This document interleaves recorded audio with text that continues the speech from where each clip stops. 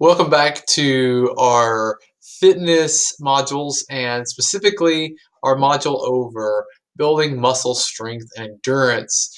And I'm very fond of this specific module because I think this is where we finally tie some things together, some loose ends and some questions that you may be having about fitness. And so I want to begin by revisiting this same slide. This is our body composition slide. This is the one that basically says our body composition has some major influencing factors to it. And the largest one of those is how much aerobic conditioning we do because of that 3 to 5 days a week that is recommended for us to participate in that. And then going down to our muscle strength and endurance. And remember, our guidelines that came from health.gov said we need to be doing that at a minimum of 2 days a week. And then finally, going into our flexibility or our mobility, which is coming in the next module, which is also at minimum 2 to 3 days a week. So I have a picture here. And I wanted to kind of throw this in, and this is a teaser of sorts as to where we're going very, very soon into the body composition module. But these are a set of calipers, and this person is actually doing a measurement, and where I feel like probably around the iliac crest, right on the front of the hip, they're kind of doing a little measurement to assess their body fat.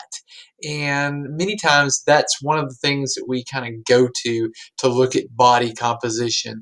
And I wanted to kind of point out early too that body composition, if you broke it down and you just kind of split it two ways, what you would be doing is saying, this is the part of your body that is mostly fat. This is the part of your body that is not fat. And so that's kind of where it all comes to. But who are the main players? Well, that's your aerobic conditioning at 3 to 5 days a week. That's your muscle strength and endurance at 2 to 3 days a week, and that's your flexibility at 2 to 3 days a week. Those are your main players on how we can influence body composition. More to come on that very, very soon. So here we look again at our health.gov recommendations. Remember, 150 minutes a week, 2 days a week on muscle strengthening. And then we have to review again our mortalities from all causes, from cardiovascular disease, just cardiovascular disease in general.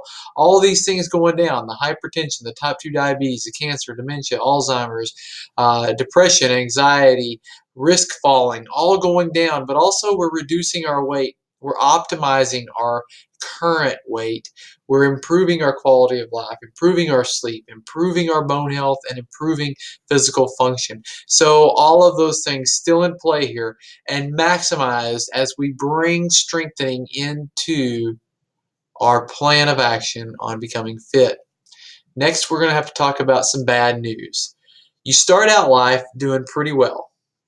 You're at about 25% of muscle mass at body weight.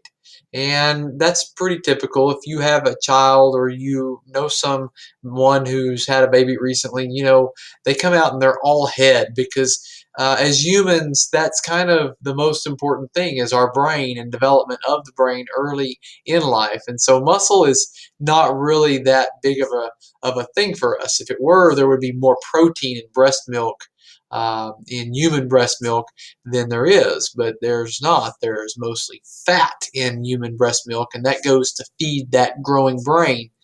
So muscle kind of gets left, second best at most as we start our life. And then during puberty, it starts to increase, and it increases 30% of your gross muscle every year increases. And so that's pretty dramatic. And we start to see people kind of get this pretty quickly. It peaks somewhere around 16 to 20 for women and 18 to 25 for men. And then it starts to decrease after that. And what we know is that decrease is kind of subtle. We don't notice it at first. But at age 35, there's something very strong that happens. And that is where we start to notice that there's a 2.5% decrease every year. And so that's a compounding thing because, your first year at 35, you lose 2.5%. Well, the next year you're losing 2.5% off of what you've already lost. So it kind of gets a little tricky how quickly we can lose that muscle. And it accelerates. In our sixth decade, we're losing 15 to 20% per decade, and that's pretty rapid. And so, what we really want to walk away from that conversation is knowing that we don't have this given to us forever. And so, you as a traditional college student, if you are in fact a traditional college student at 18 to 22 years old, this is the time to act on this and to develop habits and disciplines that are going to offset that. Now, it is my job to teach you some base information on what to do on those disciplines. And hopefully, that's what we get for you as we leave this module. So, what is it that you're actually training for? Well, number one, and typically what we think of, is muscle strength. And strength is defined as your muscle's ability to exert force against a load. Load is going to depict everything that we do. And it's important for you right now to understand that load is intensity. Load may be, in this instance, the amount of weight that you're lifting, but it is definitely your muscle's ability to exert force against it and move that load. And if you're going to move that load repeatedly, then you need endurance. Now, if you're going to move a load one time, that means that you're going to use a lot of strength to do it. But if you need to move that load multiple times, that means you need a lot of endurance to do it. And typically speaking, if you're going to move towards endurance, that load is going to be lighter because you can't move the absolute max load repeatedly. You can do it once or twice or maybe 3 times, but not many more times than that. If you lower the load, then you can do it quite a few times, maybe even upwards to 20 or 50 times. And that's where endurance really starts to shine, is in that lower load, but you can do it a lot. Another very specific thing about muscle performance is muscle power.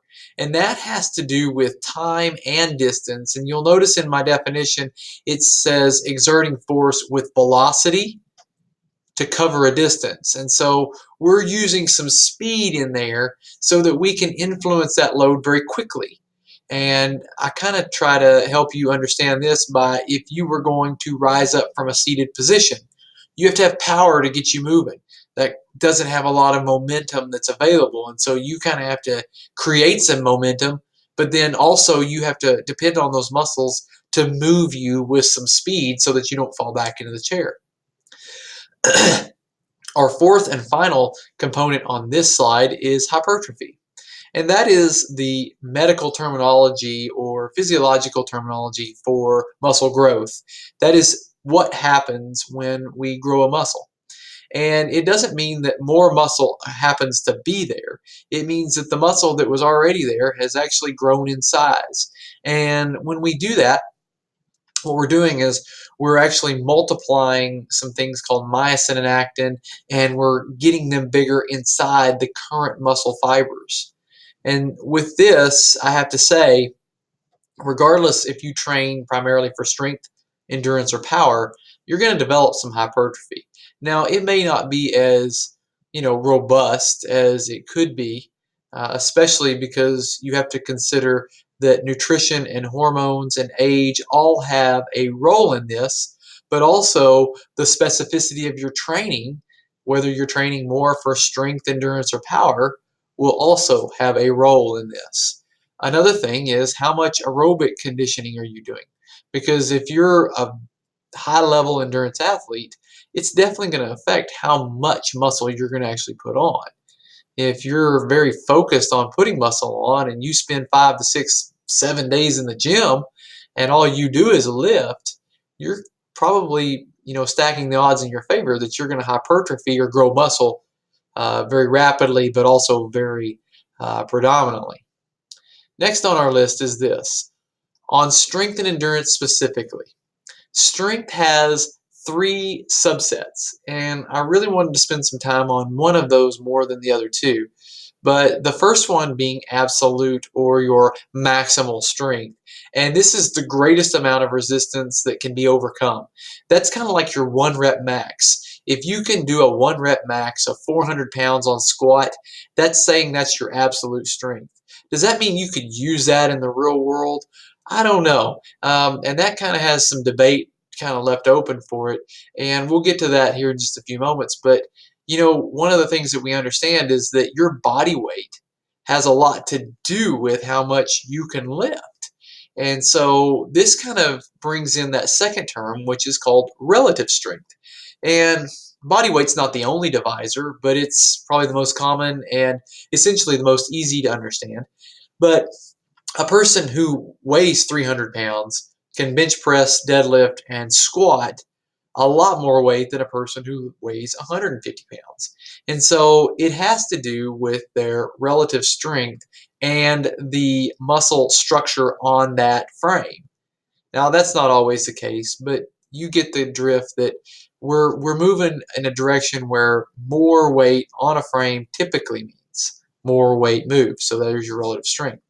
The third strength is functional. And functional strength is applied to things that we can use our strength for. And I have a picture here of a guy who's carrying a sandbag. He's actually doing it in kind of a CrossFit type competition. But one of the things that we know we're going to do is we're going to carry things, we're going to lift things. And so functional strength to me, especially from a physical therapy standpoint, means way more than what your max bench press or squat is. I want to know what you can use your strength to do, because ultimately, if we're not using it to do real world stuff, then what do we have it for other than aesthetics? Endurance is our final topic here on this slide. And again, it's the ability to exert force repeatedly. But often we need to remember to focus this in as we age and get older, because endurance typically is the one that goes away the fastest. In fact, if you were to tear your ACL and have reconstructive surgery on your knee, then what we know is that the first muscle fiber type to really atrophy, which is the opposite of hypertrophy, which means to shrink, is those type 1 muscle fibers, or slow twitch, or those endurance muscle fibers. So this is why it's incredibly important to maintain that across the lifespan and make that the focus as we get older. I want to talk now about reps and sets. And most of us have a pretty good idea and grasp on this concept, but if not, let's just kind of review and make sure that we have this down before we go any further. A rep, or repetition, is literally just that. You're repeating a movement. And that movement, typically like, a bench press or a squat, overhead press, you do one, that's a rep. And so we tie those reps in and we make multiple reps, and that makes a set. Now, one thing the literature will tell us is that you really need to do more than one set to get performance gains. And that's, again, that's specificity to endurance or to strength or to power, but you need to do more than one set. That's what's clear. How many sets is kind of, I wouldn't even say it's goal-oriented as much as it is individual-oriented. What's going to elicit a training response in you versus me is different. And so it's very difficult sometimes to know. And sometimes you have to play around with that to really dial it in and hit the sweet spot. An example, though, of a typical strength training specificity style of reps is 8 to 12 reps. And I would obviously say that, if you've been around the gym or around exercise, you've probably heard of someone doing 3 sets of 10. And if they're doing that, they're hitting the sweet spot of strength. But if they're doing 3 sets of 15 to 20, well, these people are training at a higher rep count, which means to get that rep count, they're going to have to bring their load down, because it's equally important to know that intensity must go down as, well, reps go up. And reps in this case, compared to the fit principle, are simply the time. You're going to spend this much time on that set. And so to do more time or more reps, then you're going to have to do less load, right? And so we kind of have an idea with how that will work. Another thing is power. Power, you're going to have to train with a heavier load, almost maximal load. And if you're training with a maximal load, you're only going to be able to do so many reps. So your rep count is going to go down. And I have listed here 1 to 6. And you could probably dig in and get some different information on, this one is probably a little flexible and could go here to here on any one of these three. But I will tell you this again, it's all about your goals, but also about your independent and functionality. And then the last thing on this is hypertrophy. Again, muscle's just going to grow. It's just going to grow towards your specificity. And so keep that in mind. And if you're not seeing the results you want, then maybe you need to kind of flow through these rep counts and change some things up. Change is always good. Find a different workout. Consult me. I'll write you a workout and see if you like that. And try that for a little while. Next on our list is a little more on this functional strength topic.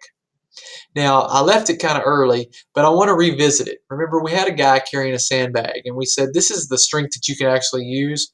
Well, I kind of plugged this in because I want you to understand still, performing a duty for which a person is intended to do is really a critical part of our lives. And so I wanted to plug these in. This is a deadlift maneuver right here on the far left hand of your screen. That deadlift is hands down my favorite exercise. If there's one thing that I want to be able to do for a long time in my life, it's deadlift.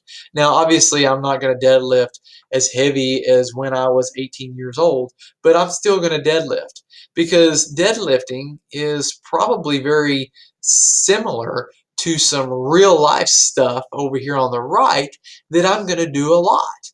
And that because I have 4 kids and I've had to raise all of them and bring them all up like this right here. And I mean raise them by literally taking them off the floor, not rearing them and trying to figure out a parent, because that's a fail. But anyways, we'll talk about that later. I pick them up and I'm emulating that deadlift.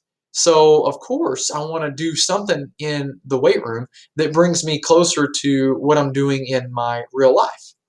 Here's another one right here in the middle. This is called a farmer's walk or a single arm farmer's walk. And look how functional this is. How many times do you pick up a load and have to carry it like a suitcase or a bale of hay or a sack of feed, and I may be getting kind of too hillbilly here for you, but that's just like stuff we do in Southeast Oklahoma, right? So this is what we would want to look at as maybe some things we want to do in the gym. Because again, what is physical fitness? That's your ability to perform moderate to vigorous activities without undue fatigue. Well, that's how you train for that. And it should look like real life. If you do a bench press, can you compare that to real life stuff? I don't know. Have you ever pushed a car out of the way? Well, there you go. It's real life stuff, right? I've got another thing here that's kind of functional in its strength. It's called the sit to rise test. In the next supplemental videos, you'll actually see me doing one, and I perform it because I want to talk to you a little bit more about it. But I want you just to kind of look at this model, and as you're watching this video, why don't you try that? And a little tip here, cross your feet first. See if you can go down to your rear, sit down, and then rise up again without touching a knee, without touching the side of a leg, without touching your hand to the ground, elbow, arm, shoulder, and just see if you can rise back up. Go ahead and give that a try. And pause the video if you have to. Give it a try. And then as you unclick the pause button and you hit play, now I want you to think about this. Was that difficult? I hope that you're able to do it. And I'm going to tell you why in the next video, so stay tuned. Next is this, types of muscle contraction. I have another video right underneath that, and it's going to talk more in depth about these and give you some examples. But we have 3 types of muscle contraction that you want to understand before you take on your fitness routine. Number 1 is there's a muscle contraction where the muscle contracts, but it doesn't move a joint. That's called isometric.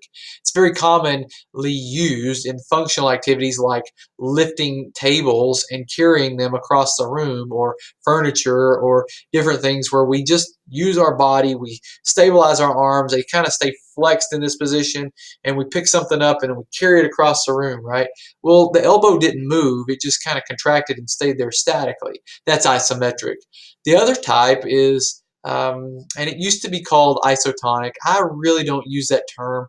I prefer the DCER, the dynamic constant external resistance. I think that's a little more true to what we're saying here. But there's contraction that happens at the muscle, but there's also a change in the range of motion of the joint. That's your typical bicep curl where the dumbbell goes down, the dumbbell comes up, the dumbbell goes down, the dumbbell goes up, the bicep is elongating, the bicep is shortening. That's typical of DCER or isotonic movements. Isokinetic, I've linked a video down here below so you can kind of check this out. But this has to do with a machine that is preset on how fast it's going to move. And no matter how hard you work, you're not going to change the speed of how fast that machine is going to move. And it's done this way so that you will use almost near maximal efforts, but also train to understand how to get a variable or a constant resistance through the exercise. Now, it has its places. I really like using this in more of a therapeutic setting. I don't currently have one in our practice here, but it's a great tool to use. Take a look at the video. I hope that you kind of see it and understand where we're coming from on where its application could be. But you probably, if you join a gym, won't see these. If you go to physical therapy, you might see these. But anyways, we include the video for you to understand more. How do we assess our strength? Well, number one way of doing that is typical by the 1 rep or the 3 rep max. Both are common. Again, I've got a video down here that kind of shows you a little bit more about that. That's moving as much weight as you can, 1, 2, or 3 times, and then you use a divisor or a percentage to kind of understand what you should be working out with to get your minimal stimulus met so that you get gains out of that. And remember, we talked about that back in fitness concepts. There is a minimal stimulus that has to occur. Well, a lot of times we use the 1 rep max or the 3 rep max to help us identify quantitatively what that means. Again, take a look at the video down below and you'll see more about the 1 rep max. I also will commonly use grip strength. Now that only looks at the hand and the forearm muscles and what you can actually do, you know, in a 1 rep max situation still, but for grip. But that gives me an idea of where strength is and its assessment. I don't include a video on this, but if you'd like to come see me in my office and try this out, I'll be happy to supply you with that. And you can check out your grip strength and understand just how grip strong you are. It won't tell you anything about your ability to do a bench press, deadlift, or pick up a baby, but it'll tell you how strong your grip is. Test muscle endurance comes from typically the same process, only we're going to see how much weight you can do 20 times. You know, another thing that you might look at here is a test called, and I've got it over here, the 30-second sit to stand test. That means you're going to be in your chair. You're going to literally rise up from your chair and back down as many times as you can and count that for 30 seconds. This is a test we typically do with the well elderly to identify not just strength, not just endurance, but also aerobic conditioning, because we want to see how many they can do, and then that's our baseline, and then we perform therapy on them for 6 or 8 weeks, maybe longer, and then we reassess to see if we're making progress. Another thing here is I put down at the bottom some calisthenic testing. I'm a huge proponent of the old school presidential physical fitness test and PE. Some of you kind of know what I'm talking about. Some of you are like completely clueless, and I'm sorry. That means you had a bad PE teacher. But this is things like pull-ups, push-ups, sit-ups, jumping jacks. Now we introduce the whole idea of doing burpees and plank jacks and high knees with pauses and all these different things that are coming into play that you need no equipment to do. And we're going to give you that in another video as well. And then if you're really feeling pretty good about your fitness, what I'd urge you to do is take a look at this Mcgill trunk stability battery test that I've linked down and below. You're not required to do this, but it's definitely something that if you want to check your fitness, I would highly recommend that you take a look at this and see just where you scale up. This is a very physically demanding test, but it tells us a lot about our trunk, which is typically the weakest area. The scope of this class, though, is not to really go into that much, but to say, hey, look, give this a look if you are physically fit and see where you rank. Next, I want to say this. Designing your own fitness program is much easier than you think. You are already building tools right now to do that. First of all, be smart, specific, measurable, action, realistic, and time-oriented. Those are the things that you know go together for this product, right? So we're going to explore some equipment options in our next video. We're going to talk about indoor, and it's not in the next video, but it's in one down here. We're going to talk about indoor, outdoor, as well as what to do with no equipment. Again, you have to understand different training programs need different reps, and I cannot push this enough on you to understand that specificity of sets and reps will get you the hypertrophy. It's just what kind of hypertrophy are you really looking for? Traditional weight training and circuit weight training, please tune in to my video down below. I've got a lot of videos down below, right, of me doing the Murph. And I kind of explain a little bit more when but that is an incredible activity for circuit weight training, and it really keeps my aerobic but also my anaerobic fitness going, and I absolutely love that one. So in our next lecture video, I start talking about this right here, and this is where we're going to pick up at the 4 pillars of movement. I hope that you have some time to kind of review this now, write down some things, get ready for the next little bout. I've got some really good stuff in store still. Big chapter or big module, lots of stuff to talk about. I'm really excited still. I hope you are as well. I'll be seeing you real soon.